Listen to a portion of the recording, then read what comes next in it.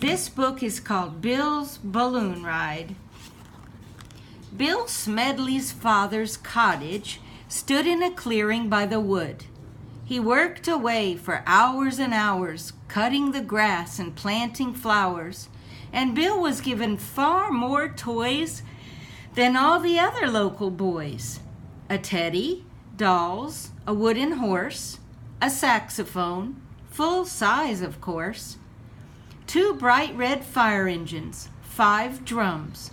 They gave him all the things most mums and dads expect a boy to like, a pedal car, a brand new bike, so he'd be pleased, you would have thought, with all the toys his parents bought. But was he happy with his haul? Was he contented? Not at all. He went round staring at the sky with one idea in mind: to fly. We all have different dreams at night. Bill Smedley only dreamed of flight, of soaring into space one day and zooming round the Milky Way. A new balloon from Uncle Joe he grabbed, admired, and then let go, shouting, a grin upon his face, "Tomorrow I'll be up in space." He woke next morning, tiptoed down, and took his savings into town. The old balloon man shook his head. "That only pays for 6, he said. With 6 balloons could Billy fly? He hurried home to have a try. He climbed upon the roof to jump, but landed with a dreadful thump. The sequel to this air disaster was 5 weeks with his foot in plaster. He bought new balloon from town each week, but they kept going down. At last he wrote out invitations to his birthday celebrations. At home on Sunday afternoon, RSVP and bring balloon. The day arrived and Bill's friends and cousins came carrying balloons in dozens. His friends went home.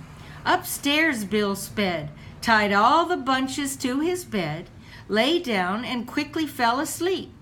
The bed began to jerk and leap, and suddenly the grown-ups' chatter downstairs is silenced by a clatter and then a crash as timbers fly and Bill floats off into the sky.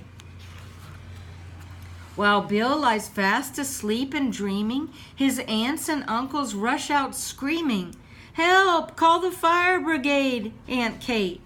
The firemen come, but just too late. He's far above them in the night, the first balloon-launched satellite. Bill wakes up now and peers down, blinking, at all the lights below him, winking. The night is past.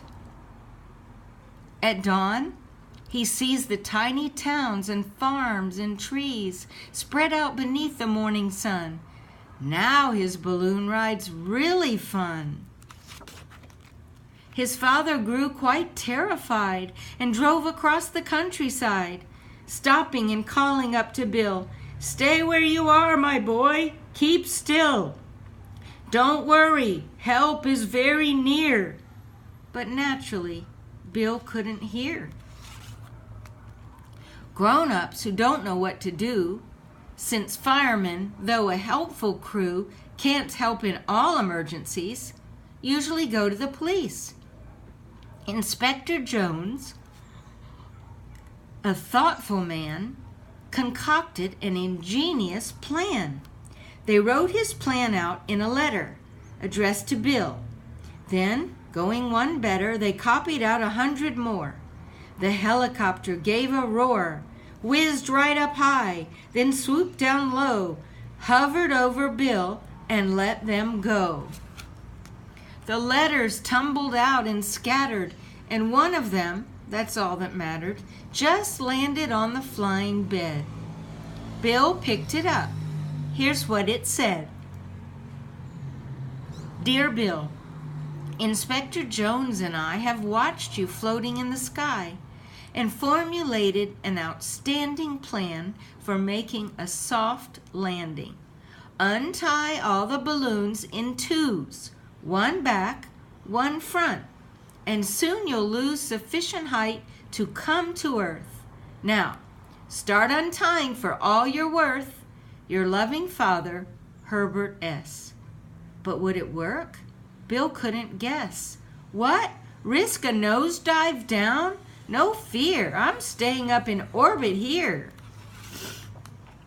But when Bill's hunger grew and grew, he let the balloons go 2 by 2, descending slowly from the sky.